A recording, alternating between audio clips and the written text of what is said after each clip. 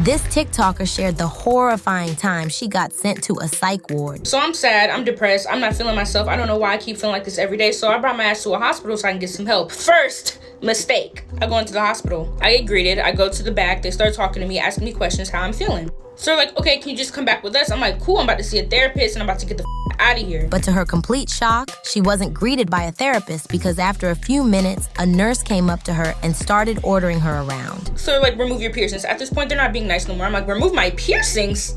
I had to remove everything. Sadly, her suspicion was right, and what happened to her in the next 24 hours only left her feeling more disturbed than when she first came in. I'm just like, no, like I'm sad, I'm depressed, I'm not crazy. And like, oh, we hear that a lot. Essie is an influencer with 1 million followers on TikTok. And just recently, she shocked the internet after sharing the time she got admitted into a psych ward. So I'm just sitting there like, what the did I get myself into? I have no phone, I don't know how to contact my mother, I didn't even know her number at the time. But instead of being treated with care and kindness, what surprised her was that the staff was being aggressive with her and their requests. And what was even more frustrating was that she was treated like a psych ward patient, despite constantly telling the nurses that she was depressed and just needed therapy. This nurse comes up to me with a piece of paper. I look at her, she looks at me, we're looking at each other at this point, confused. So I say nicely, what am I supposed to do with this piece of paper?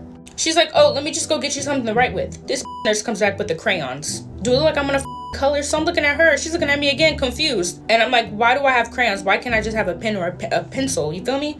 She's like, oh, because you're gonna stab yourself. No, I'm not.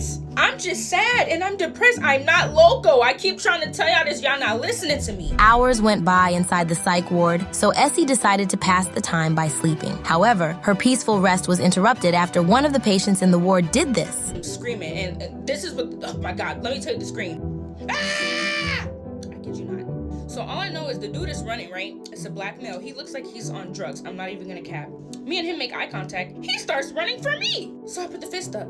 The nurse is looking at me. They're talking about some grab her arms. What do you mean grab my arms? He's coming at me. Y'all need to get him. What's going on? They tackle this man to the ground. He's screaming. He's yelling. I'm so confused. I'm over here shaking. So I grabbed the phone because they gave me a little phone or whatever. I knew my brother's number. I called my brother, right? I'm literally screaming in the phone, come get me, come get me. The nurse is like, you're not going nowhere. But this wasn't even the weirdest part of Essie's stay at the psych ward, because after she got transferred to a different room, thinking that she got away from the man who attacked her, this happened. Hours pass again. I finally get put into a room, and it's a girl. Really, really pretty, by the way. Seemed really, really cool, right? She's kind of avoiding why she's here, so I'm like, let me just mind my business, okay? Cool, whatever. It's nighttime. Lights out. I wake up. I don't know how long, because there's no clock, there's no TV. It's literally a space. This is standing in my face. And let me show you how she was standing in my face. I'm looking at her. She's looking at me with this devil smile, right? She's like, oh, you're really pretty when you're sleeping. Thanks. And that's when I just started screaming, and the nurses came walking in, and they're just like, what's going on? I'm like, this crazy. And Essie didn't give out any further details about the hospital. She's just relieved that she eventually got the help she needed and that she can retell her story with laughter.